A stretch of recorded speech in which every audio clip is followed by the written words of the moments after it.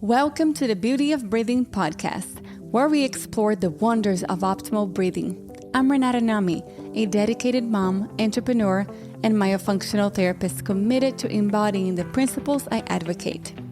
Having recently undergone a tongue-tie release and palatal expansion, I'm thrilled to guide you through the transformative journey of embracing the beauty of breathing, effortlessly and through your nose. Let us know how much you enjoy the show by leaving us a review.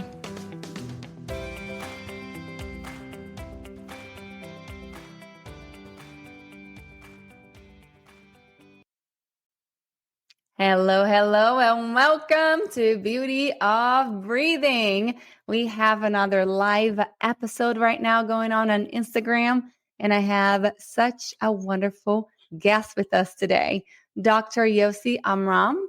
I'm going to introduce him to you guys, introduce the topic, and we're going to start chatting. So here we go.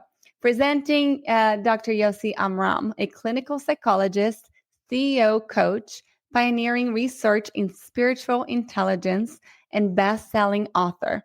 A former founder and CEO of 2 successful public companies, he has coached over 100 CEOs, many leading billion-dollar enterprises. With degrees from MIT, Harvard, and Sophia University, Yosi's research on spiritual intelligence has over 1,000 citations. His award-winning book, Spiritually Intelligent Leadership, explores how SI, spiritual intelligence, enhances leadership through purpose, trust, and integrity. Drawing from his early leadership in Israeli military, he is dedicated to advancing SE worldwide. Welcome to the Beauty of Breathing stage. Today's topic is spiritual intelligence in action, transforming leadership and relationships. Wow, what an honor to have you. Oh, thank you. I'm delighted. Thank you. I'm honored by your introduction. I'm going to have to breathe it in. Let it soak and nourish me. Hopefully it won't get to my head and my ego will inflate, and then my spiritual intelligence will just all dissipate. I know we talk so much about IQ, but we know that there are so many other intelligences out there, like emotional intelligence, spiritual intelligence. Can you just share with our listeners a little bit about what is spiritual intelligence? Great. Well, that's a good point and a great question. Our IQ, our cognitive intelligence has landed us on the moon. We split the atom, deciphered the genome. We built AI that's smarter than many of us, like myself. And we have EQ that helps us manage and connect with our emotions. So just staying on the analogy of emotional intelligence, which is the ability to draw on and use emotional resources and information to help manage our own and other emotions. So spiritual intelligence, by analogy, is the ability to draw on and embody spiritual resources and qualities that have been hailed by all the world's wisdom and spiritual traditions as character strengths and virtues. So what are these? These are things like purpose, service, trust, gratitude, beauty, joy, presence, humility, integrity, and so on. Across the world's traditions for thousands of years, regardless of their cosmology and theology, whether they believe Christ was the Messiah or Muhammad was the last prophet or the Buddha was enlightened or Father Sky, Mother Earth is what gives rise to all creation, whatever the cosmology, theology, they believe that these are the qualities that make for good, meaningful human life that connects us with ourselves, with our essence, and with other people, with all of life, with the sacred and transcendent dimension of life. So the reason I call this spiritual intelligence is because it is the common qualities shared across all the world's spiritual traditions. And it is the qualities that naturally emerge when we connect to our spirit, which is our life force energy, our breath of life, which is what the root of the word spirit in Latin is, the animating breath of life, which connects to, the name of your podcast and this show. So I'll pause there. I could say a lot more about its Uh-huh. benefit and the research and how it converges with different modern branches of positive psychology and leadership and so on. But let me And just give you. yes, I love how it connects with the work that we do in myofunctional therapy. We learn that breathing is number one. I always say that it's the first thing when you're born, it's the last thing before you die. If you can't breathe, it's going to affect every single system in our bodies. But I feel like there's so much more out there that we're even unaware of, how the spirit and the breath connect.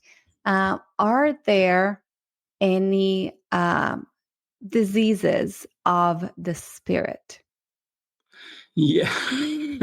Sorry, I Yeah. went super deep in the first question. It just came to me. No, it's good. It's a great question. Well, one disease of the spirit is alcoholism. We call it Wow. spirit.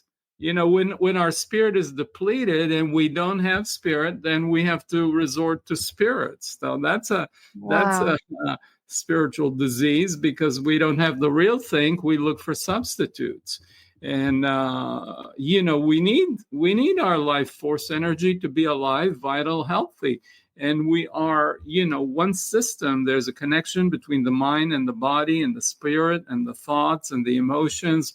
We are one integrated being, and when we divide and split ourselves, then we become weak, and different parts of us are pulling in different directions. So there's no wholeness, there's no integrity to our organism. It's like different Mm. organs in our body are fighting with each other, which is what cancer is when you have an autoimmune disease where the body cells attack itself.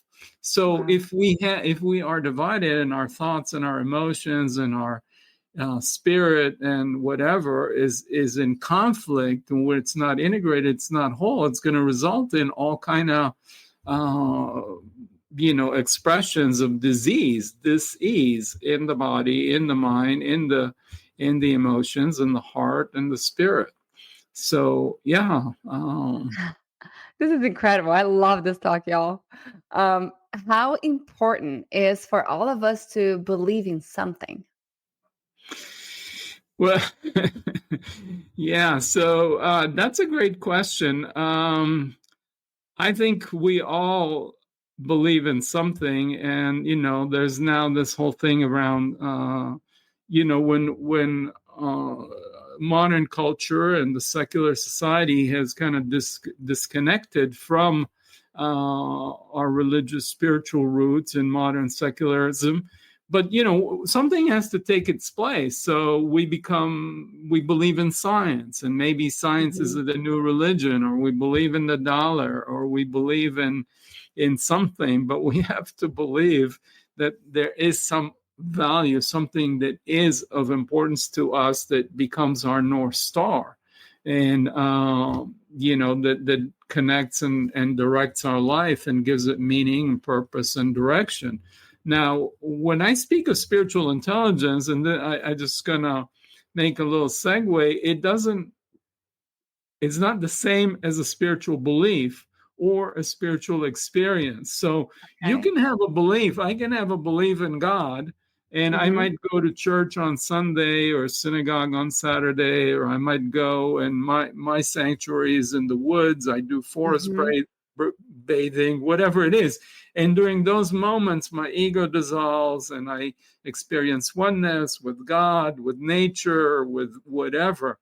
Okay, so I can have a spiritual belief, I can have a Belief. spiritual experience, but when I'm talking about spiritual intelligence, it's the Hmm. ability to embody these qualities in daily life. So I'm in a work meeting, and we have disagreement across team members, marketing, sales, engineering, whatever it is. And all of a sudden I'm focused on my ego. I want to be right. I want to advance my career, and I'm against other people. But on church on Sunday, I pray, and I'm whatever, one in God. Or I get on the freeway and I'm driving in this metal box that disconnects me from all the other metal boxes called cars, and we're all fighting against each other to get on and off the freeway, and it becomes a dog eat dog world. So Yeah. what I'm interested in spiritual intelligence, how to embody these qualities of compassion, forgiveness, gratitude, presence, connectedness, and so on in our daily life. So that's in a work meeting, that's in my family, in how I relate to my partner, how I treat people in the supermarket when I'm standing in line and I'm impatient with the person in front of me or the cashier. Do I take them for granted, or do I, relate to them as a human being and make an eye contact and really genuinely express appreciation? So the belief is nice and it can be an important foundation, but if we don't then take that belief and embody all the qualities that are supposed to emerge from that, then for me it's not as valuable or meaningful. On the other side, you have people that don't have belief but still embody these qualities. So I've worked with over 100 CEOs and many people in therapy, and they've spanned across the range of spirituality and religion, from people that are devout practitioners of one tradition or one religion, Mm-hmm. people that identify as I'm spiritual but not religious, to people say I'm agnostic, or people that are devout atheists. But regardless of their belief system, when they find their purpose, their calling, and are feel moved to serve, or they start practicing gratitude or presence, or and they embody integrity, they become more empowered, more powerful, they're more connected to themselves, and other people follow them. So you can be an atheist and not have belief, but you can develop and cultivate many of these spiritual intelligence qualities, which are now highlighted in the field of positive psychology. So Marty Seligman, who started the field of positive psychology, looked at and developed this measure called character strengths inventory, or values in action. And they identified 24 qualities, things like hope and gratitude and humor and transcendence and integrity and so on. And in my research on spiritual intelligence, there are 22 qualities, and they cluster into 5 domains and so on. I don't need to get into all the details, but there's over half the qualities in my spiritual intelligence map into qualities in this research on positive psychology. So you have convergence again from these ancient traditions for thousands of years that said trust and hope and service and gratitude and joy are good human qualities to embody. And now you have research in positive psychology that says, yeah, these are the qualities, these are the character strengths that make us live richer, happier, more meaningful, better lives. As parents, how do we encourage our children to have this positive spiritual intelligence? How can we help them build a good spiritual intelligence awareness? Yeah, well, that's a great question. And, I think good parenting is a great topic, but and a crucial topic. But I think the first thing is to embody it yourself. I mean, we are role models. Our children grow and follow our example. So if we embody compassion, we embody kindness, we embody patience, we have purpose and meaning in our lives, and our children see that our work, our life has meaning and purpose, then those are the values that we instill in them. The other thing is obviously encouraging their curiosity and learning and helping them believe in themselves and in their inherent goodness. And that the world is a magical, wonderful place for us to explore. And, children are coming to this world with an amazing sense of joy and curiosity and desire to learn. And they're like mesmerized by everything. So, but somehow as we grow, we get wounded, we get hurt. And then that curiosity, that openness to life starts to close down. And invariably, we're all hurt and and whatever. And we're never perfect parents. There is no perfect parent, but we can be good enough, and we can be there for them when they come home from school, and they've been hurt, they've been bullied, they've been abused, and just support them in connecting with themselves instead of leaving themselves, and encouraging them to connect with and express their unique, authentic talents. So they flourish and thrive and grow, and have this sense of adventure and exploration of possibilities through life. Is it safe to say that we are born with a heightened spiritual intelligence, and these traumas and emotional things maybe wound or freeze? Cover it up. Yeah, I mean, there's a difference. When we're born, we're pure being. We are pure.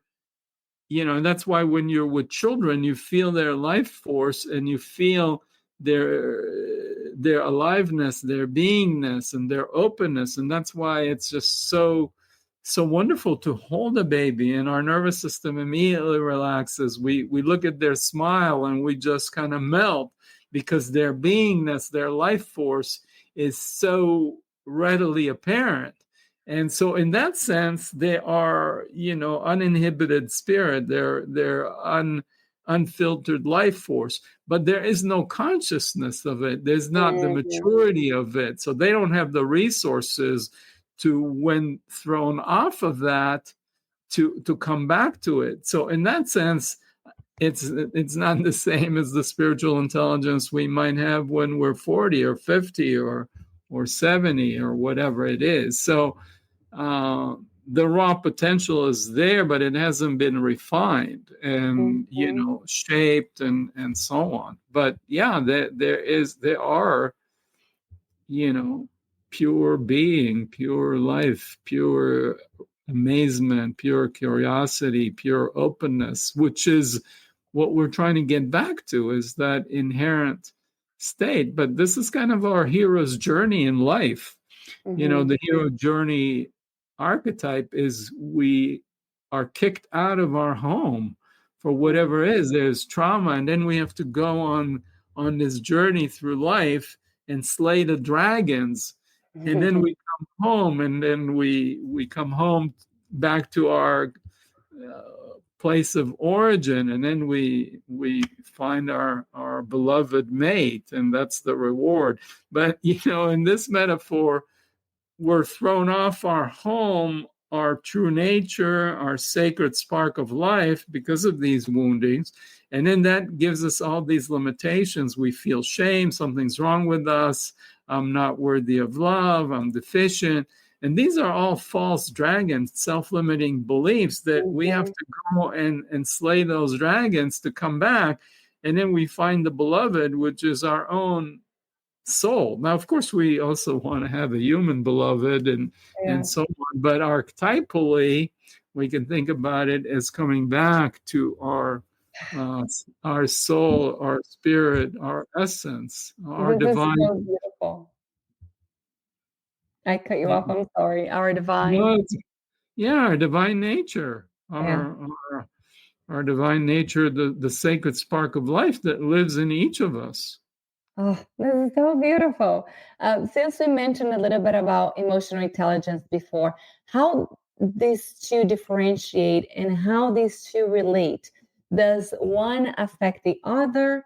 Can you go a little bit deeper into spiritual intelligence versus emotional intelligence? Yeah, so I was saying my research, my doctoral research was to look at emotional intelligence, spiritual intelligence, and personality, and how it explains leadership. What part of it is important to make for effective leadership? So I'm going to talk dirty for a moment. No, I mean nerdy. I'm just joking. I love nerdy. Nerdy. Okay, nerdy. So I looked at emotional intelligence and spiritual intelligence, and emotional intelligence explained 41% of the variance of leadership effectiveness. I'll come back to explain what that really means. And then spiritual intelligence explained 46% of leadership effectiveness. So it's somewhat bigger effect, but both were important on their own. But combined, they explain 67% of the variance, which means they're synergistic and complementary. And there was a small to moderate correlation between them, between emotional intelligence and spiritual intelligence. So, but they're not exactly the same. Now, when you think about the concept, you'll see why it makes sense that they would have some correlation. I said emotional intelligence is the ability to be aware of and draw on our emotional resources. So a key part of that is self-awareness. Now, in spiritual intelligence, it's knowing our self. One of the dictums of the wisdom traditions is know thyself. Who are you? I mean, it starts from the Greeks or before that, the Hindus, whatever. We want to know our essence. So it also involves self-knowledge, but it actually is at a deeper level. It's knowing our essence, not just knowing our emotions. So, but involved in that is knowing our emotions, which is part of emotional intelligence. The other thing in emotional intelligence, we talk about self-regulation.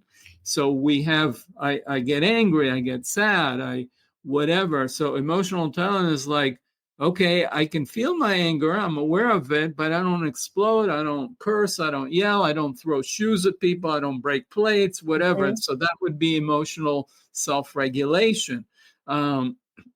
Now, in spiritual intelligence, again, it goes a little deeper. We talk about inner peace and equanimity. So again, I might be aware of my anger or I might be aware of my sadness, but with spiritual intelligence, I am rooted in my essence, in that divine spark, which is deep. So like if I'm in the ocean, the surface might have a lot of waves and it might be really noisy, but I have an anchor that I'm rooted at the bottom of the ocean. So there's quietness and peace. So with spiritual intelligence, I can have this equanimity. I could still feel the anger and the sadness and whatever. It doesn't mean that those emotions never arise, but I have something deeper that gives me that sense of equanimity. So again, that goes a step further than self-regulation. But if I have equanimity, I am going to have self-regulation. So that's where they overlap. But spiritual intelligence goes deeper in some things. And then emotional intelligence has some things that are unique to its domain with regards to emotions in other people. Part of emotional intelligence is the ability to read emotions in other people. And that's not part of spiritual intelligence. So again, they have some overlap, there's some correlation, but they have their distinct domains, and spiritual intelligence goes deeper. Wow. I want to go back a little bit to your training.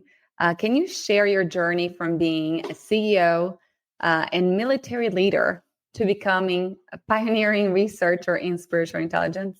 What inspired this transition?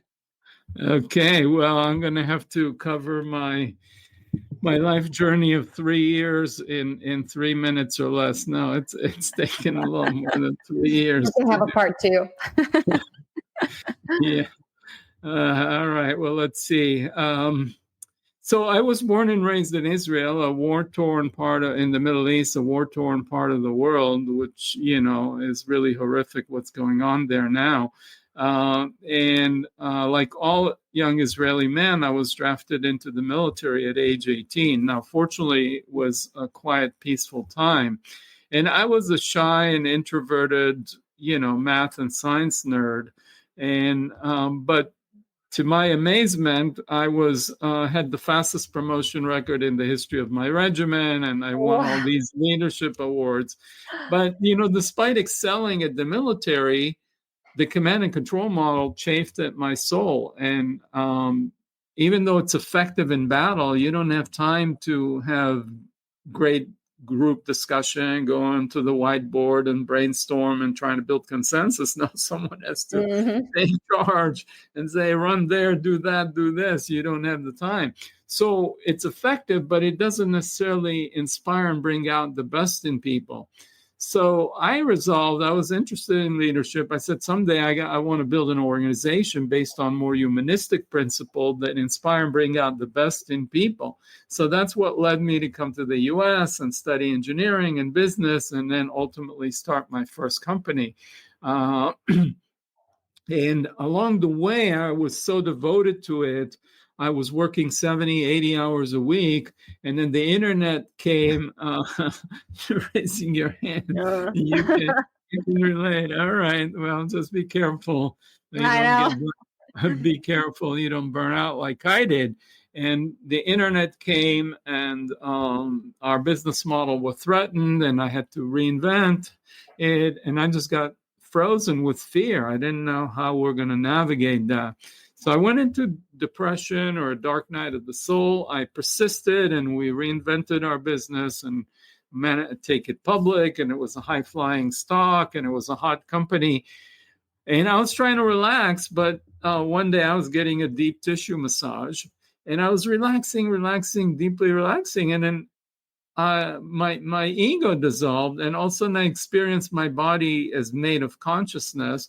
And I was looking through the face cradle and the massage table, and the floor looked like it was in me. It was part of me, and it kind of shattered this sense of separation and identity. And I felt like everything was one field, one interconnected thing.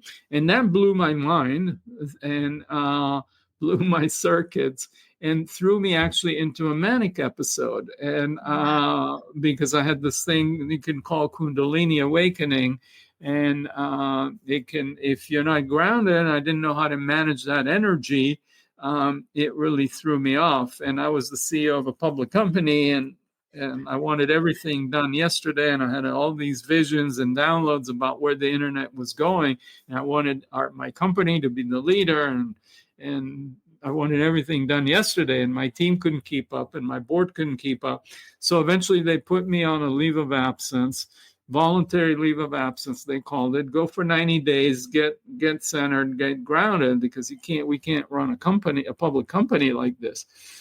So that was very devastating for me. I fought them, etc. I resigned. They fired me. It was a big drama. There were headline stories in the Wall Street Journal, the New York Times about, and all the people that were seeking my company as this high-flying CEO, hot Silicon Valley company, all of a sudden stopped returning my emails, my calls. I was kind of shunned. I was I was canceled. So it brought a lot of shame and embarrassment. But I was trying to understand what happened to me. Why was I so identified with the business that I worked 78 hours a week? Was this awakening real, or was it a delusion, psychotic episode, or was it? So that changed the direction of my life. And I went back and got a PhD in psychology, in clinical psychology, just trying to understand myself.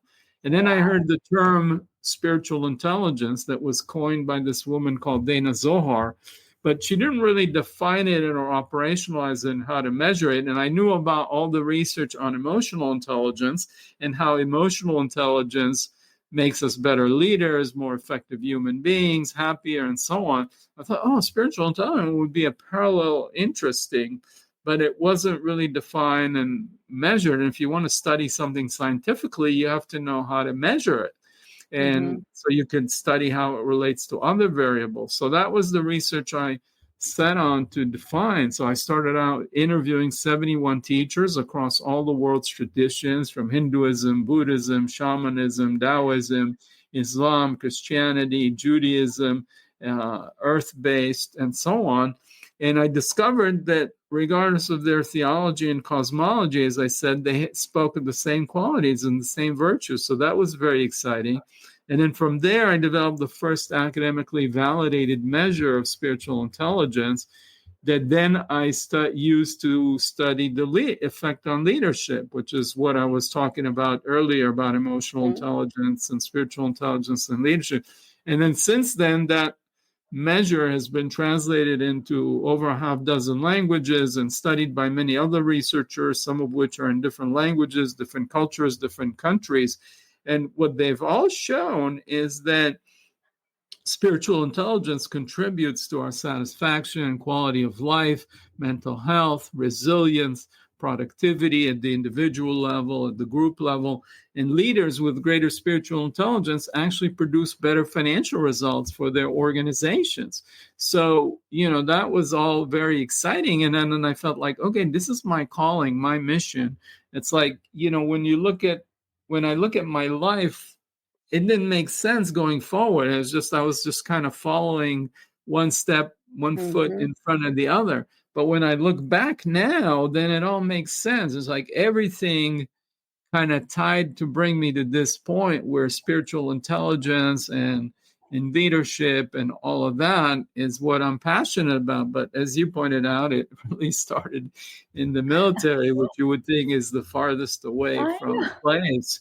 But life works in mysterious ways, and there's some intelligence that drives this life. I don't know what it is, but I'm blessed or lucky or both, and here I am with you and enjoying this conversation and your wide smile. My cheeks are hurting so bad right now because I can't stop smiling. I am just in awe of everything that you're saying. I mean, it interests me so much. I've been studying emotional intelligence and spiritual intelligence for some time, and I just absolutely love this. And what brings somebody to start looking within? I've always been that 3-year-old. It's like, but why? But why? Like, I want to know more. I've never been okay with people just giving me an answer. Like, I want to go deeper and deeper. And everything that you're saying reminds me of one of my mentors. He says that your struggle in life has intimacy with your purpose. For Pablo Marcel, he's a Brazilian entrepreneur. And it's incredible. All of these things in our lives have to happen so we can learn how to heal from them, because it's connected and related to our purpose. I feel like we do have a gift inside each one of us, and we are here to help the world and to serve with this gift. But in order for us to find this gift, we have to become vulnerable and break down and get to a place where we can heal from this and learn from this. So our scars are other people's medicine for their wounds. And it's just beautiful. I absolutely love your life story and how you came to find out all of this. So how does this spiritual intelligence actually help in leadership positions? Well, when you think about leadership, but before I go there, I just want to say it was very sweet to hear you and feel touched and like see the sparkle in your eyes right now. So that's beautiful and touching. And yes, what is to give light, somebody said, must endure burning.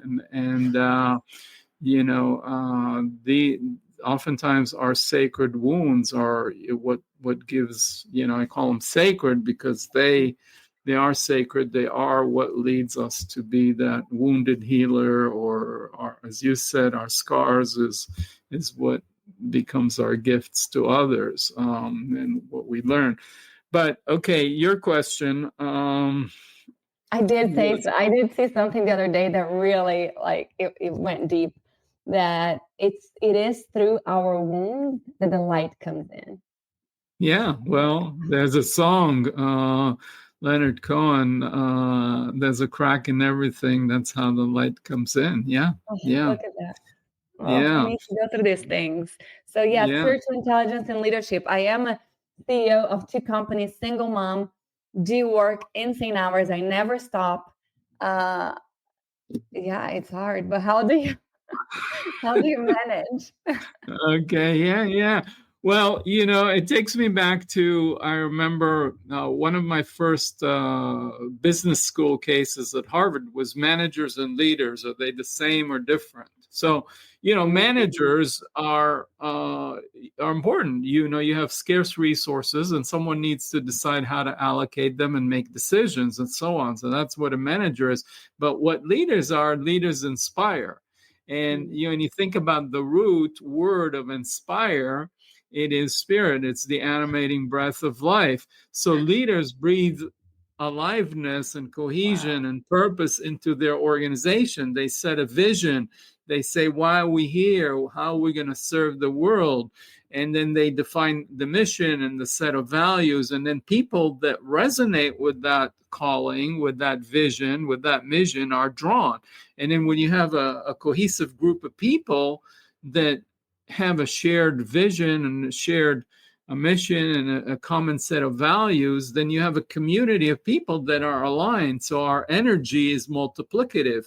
And then you have mutuality of care. And then everybody is focused on doing the right thing as opposed to trying to be right and prove ourselves right, which is coming from an ego place of insecurity. And it's a dog-eat-dog world, and it's a zero-sum game. And there's only so many promotions in the company, and I got to look good and make my peers look not so good and put other people down, which becomes toxic. But when you have a leader that can inspire people with that vision, that sense of purpose, and create a community where is that mutuality of care.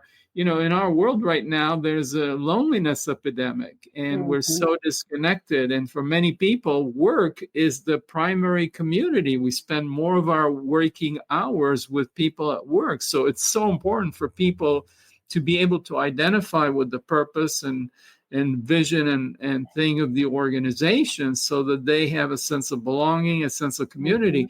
And when that's there's so much research about how their productivity is multiplied, how their absenteeism, their health, their physical health is improved, and so on. So I think that all speaks to the leader that sets the tone and the example. And then the other thing is having that sense of presence and compassion and whatever. Sometimes as leaders, we have to do really hard things like laying off people. There's a downturn, whatever. The business to survive has to do that.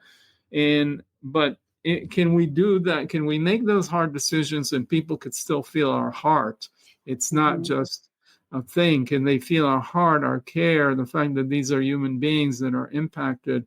And if we could do that with compassion, then we build a lot of loyalty and trust. And so our integrity and all these qualities become super important. So Bain and Company, which is one of the top management consulting companies in the world, studied thousands of companies. And what they found is that employees that are inspired are twice as productive as people that are just going about doing their job to earn a paycheck and doing the minimum they can. And then they looked at what were the qualities of leaders that got people inspired. And it was the same. Over half of them map into spiritual intelligence. And it's like servanthood, service, purpose, centeredness, being centered, being a good listener, being compassionate, and all the same qualities. So the bottom point is that all of this pays off to the productivity and effectiveness of the organization and the well-being of each individual, which then ripples out. They go home, they feel fulfilled, they're not coming from a toxic place. So it becomes a win-win. My goodness, I just love this. So if somebody out there is listening and they're thinking, this sounds really interesting and I want to learn more. I do want to learn more and dive deep into my spiritual intelligence. You mentioned you have a book. Yeah. And can you talk a little bit about the book? And then do you recommend any other resource out there where they can start the journey? Yeah, well, happy to talk about my book. It's a great book, of course. No. So the book has this framework model of spiritually intelligent leadership and all these domains around purpose and grace, which has to do with trust, beauty, joy, and gratitude, presence, how you show up with your authentic presence, and so on. Now, for each of these spiritual intelligence qualities, each chapter starts with a case study of a client. So I try and anchor it, and so it's not just theoretical, but how someone is dealing with a difficulty in their business, one of my CEO clients, and how helping them cultivate and find that quality in themselves helps them address the issue and the challenge they're facing. And then each chapter for each quality has exercises for people to develop that quality. So you can't develop spiritual intelligence by just reading a book. It's not cognitive intelligence. It's important that you have a map of the territory, but just like you can't, become healthy, physically fit by learning about the human anatomy, you have to go to the gym or out in nature, and you got to work your different muscle groups. So,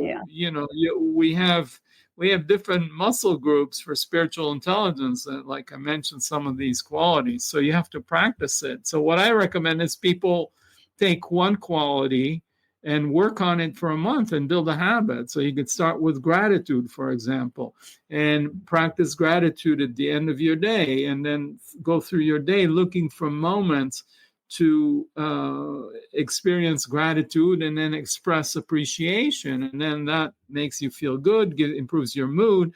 And then that energy vibrates out, and people that feel appreciated are more motivated. So you can work on gratitude, then you work on your sense of purpose, and you find a way to align your personal purpose and calling with the business. Then you work on presence, which is super important in our world right now because we're so distracted with so many things competing for our attention, text messages, social media, what have you. So I think one of the greatest gifts we can give someone is our time and attention when we're having a meeting or whatever. Am I thinking about what happened yesterday? Am I thinking about my lunch tomorrow or with so-and-so? Am I here with you right now and we're connecting and, and I feel your presence and you're tracking me, and that makes me come alive. Like, okay, there's this other human being that's really paying attention to me. And then our quality of interaction and problem solving deepens. So, you could take any of these things, but you have to practice and build the habit and build those muscles. And it's a lifelong journey. It's not a once and done type of thing. Yes. Oh my gosh, 100%. Let's do last question. I seriously could stay 2 more hours talking to you because I have so many questions. Maybe we can do a part 2. Okay. But let's end with AI because it is such a hot topic right now. AI in the last 6 months has just thrown everybody off of their heels. That's not an expression, but I just made it up. And it's crazy. And recently somebody sent me a prompt for us to use in one of these AIs talking specifically about spiritual intelligence. So I have the prompt with me. I haven't tried it yet, but it kind of, you tell AI of who you are and how you are, and it gives you, somebody the other day spent like an hour and a half talking through some points and things that you're able to do every single day. So every morning you wake up and you do that thing that AI gave you. And it's kind of insane to try to break your limiting beliefs. That's what it was. It talks about, it breaks down your limiting beliefs, but it gives you now the recipe of things that you have to say and do to try to break those things and become a better human being. It's incredible. What else is out there that we don't know? Yeah, well, that's wonderful. So that's where AI can support our spiritual intelligence, but there's no substitute. Like, so the AI gives you these tips, but unless you do them and unless you practice them, you don't really reap the benefit. The other thing is worth saying is, in fact, as AI gets more powerful and takes over more of what human beings used to do.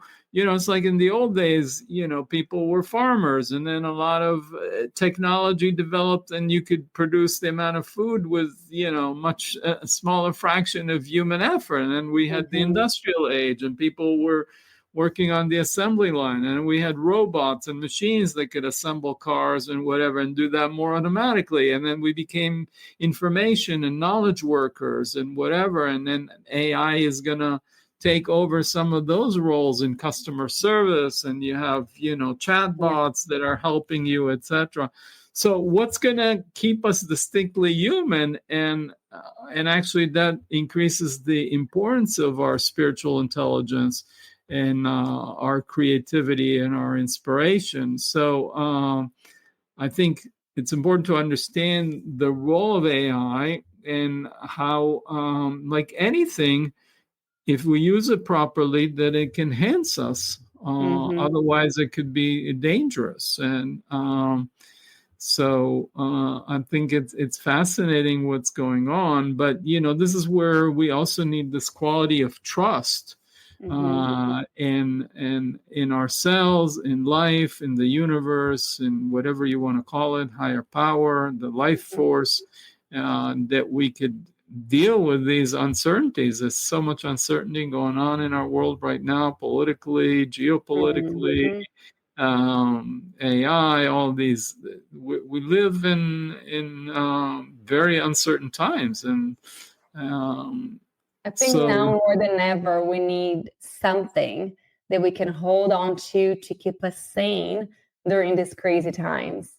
And connecting with your also spirituality, what you believe in, but having higher, like I said, spiritual intelligence kind of keeps you grounded. I think that is the most important, one of the most important things that we can do right now to be able to live through these crazy changes and crazy world right now. Yeah, we have to trust. We have to trust ourselves. We have to trust life. We have to trust the universe. Einstein said one of the most important fundamental questions: do we believe that we live in a friendly universe? Like, somehow, you can adopt one of two outlooks and say, well, everything came into being out of random fluctuations in the quantum field and random genetic mutations, and life has no inherent intelligence or meaning, etc. And that leads us to despair. And as Richard Dawkins said, well, if that leads you to despair and that's the truth, so be it. Now, you can't prove that there's something more intelligent or whatever, some, as the Greeks called it, telos, like direction to life and creation. I can't prove it, but we get to make a choice. And do we want to take on that worldview, which makes us more resilient? And I think there's more evidence than not for that view. You can't prove it. But I think, that's where having that basic trust in ourselves and in life is what we need to be resilient, to carry us through and bring our best selves forward. Otherwise, we just sink into despair, and that doesn't help ourselves or anybody. That is the perfect way for us to end today's episode. So increase the trust in yourself. I have no words to thank you. This has been one of my favorite episodes. Dr. Amram, thank you so much for spending this time with us. Any last words? How can people find you? Can you share a little bit about that? Well, sure. I mean, I could do my little commercial. I do have my website. It's yosiamram.net, just my name. Or you can go to, I have a nonprofit, Awakening SI, just the acronym for spiritual intelligence, awakeningsi.org, or Awakening Spiritual Intelligence, all spelled out.org. And then there's a YouTube channel at Awakening Spiritual Intelligence, and Instagram, and so on. But so there are many ways to get to me. There is that book you can buy online. And the other thing, just as a parting thought that comes to me right now, is that, everything in our universe, and we think of as finite and limited. And so if I have a certain amount of money in my pocket, $100, I give you $1, I have 99 left, I have one less. But if I have a certain amount of love and joy in my heart and I share it with you, do I have less love or joy in my heart? No, I actually multiply. So that's self-renewing. So I think to the extent we can connect with the love and joy in our heart and share it, then we renew ourselves and we have this positive ripple effect with everybody around us. And whether or not that person pays it back directly or not, it just feels good for ourselves, and we have more love and more joy in our heart. And so that's my parting thoughts for how I like to live with connecting with my love and my joy and sharing it. That is wonderful. Thank you so much for sharing that with us. Guys, if you're not following yet the Beauty of Breathing podcast, go to your favorite podcast platform. We are everywhere. Spotify, Apple Podcasts, and make sure you hit the follow button and share this episode with your friends if you loved it as much as I did. We usually meet on Tuesdays at 12 p.m. Eastern Time on my Instagram account. Mayo Moves, one of mine Instagram accounts, and we go live so you can send questions through there as we're doing these incredible interviews. And thank you so much for everybody who supports the show, who supports all of this, incredible knowledge that we want to share with everybody. I know that we focus here on myofunctional therapy at Mayo Moves, but I like talking about everything else because we're such complex beings. It's not just one thing that's going to help us find healing. There's so much more out there. So thank you for adding into our pool of incredible lectures and webinars. We really appreciate you. Guys, have a wonderful day, and we'll see you guys next Tuesday. Thank you. Thank you for joining us on another insightful episode of the Beauty of Breathing podcast. Make sure to join the conversation on our Instagram page, Mayo Moves, and continue exploring the fascinating world of airway health with us. Until next time, let's breathe deeper, live fuller, and discover the beauty in each breath. Quick disclaimer: the Beauty of Breathing podcast has been produced for entertainment, educational, and informational purposes only. All of the content, views, and opinions shared by our hosts and guests should not be a substitute for medical advice. Please consult with your healthcare professional for any medical questions.